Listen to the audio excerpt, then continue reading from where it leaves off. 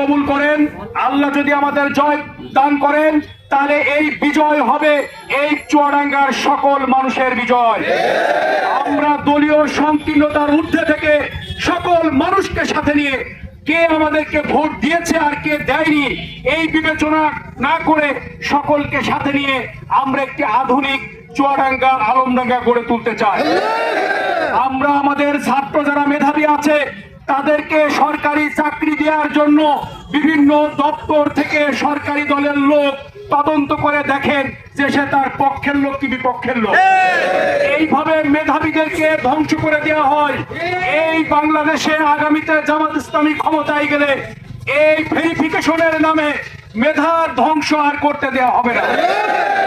মেধাবী যে দলেরই হোক, যে মতেরই হোক, তাকে তার যোগ্য প্রাপ্য এবং সম্মান বুঝে দেওয়া হবে। এই জন্য সম্মানিত ভাইয়েরা, আমরা যদি ক্ষমতায় যেতে পারি, আল্লাহ যদি তৌফিক দান করে, আমাদের কৃষকদের পণ্যের মূল্য নিয়ে যে সিন্ডিকেট চলে সেই সিন্ডিকেট ব্যবস্থা ভেঙে দেওয়া হবে।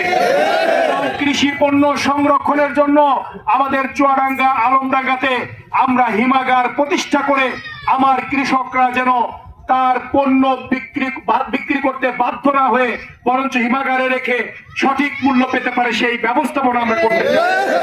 সম্মানিত ভাইরা, আমরা বলতে চাই আল্লাহ যদি আমাদেরকে সুযোগ দান করে, আপনাদের কাছে আমরা ওপেন বলে যাচ্ছি, আমরা একটি টাকার কোনো দুর্নীতি করব না এবং কোনো জায়গায় কাউকে দুর্নীতি করতেও দেব না ইনশাআল্লাহ। আমরা বিশ্বাস করি এই দুর্নীতি মুক্ত বাংলাদেশ গড়ে গেলে এই বাংলাদেশের চেহারা চেঞ্জ করতে 50 বছর অপেক্ষা করা লাগবে না, 5 বছরেই বাংলাদেশের চেহারা চেঞ্জ হয়ে যাবে।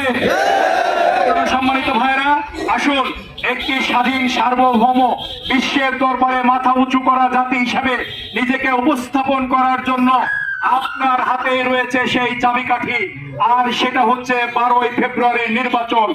এই নির্বাচনে আমরা দলে দলে ভোট সেন্টারে যাব, আমাদের যোগ্য প্রার্থীকে বেছে নিব, যে এই চুয়াডাঙ্গাকে দুর্নীতি মুক্ত করতে পারবে, যে এই চুয়াডাঙ্গাকে মাদক মুক্ত করতে পারবে, যে এই চুয়াডাঙ্গাকে সন্ত্রাস মুক্ত করতে পারবে, যে এই চুয়াডাঙ্গাকে দুর্বৃত্তায়ন মুক্ত করতে পারবে, সেই রকমের যোগ্য নেতৃত্ব আমরা বেছে নিতে চাই। পাশাপাশি একটি গণভোট অনুষ্ঠিত হবে, আপনারা জানেন।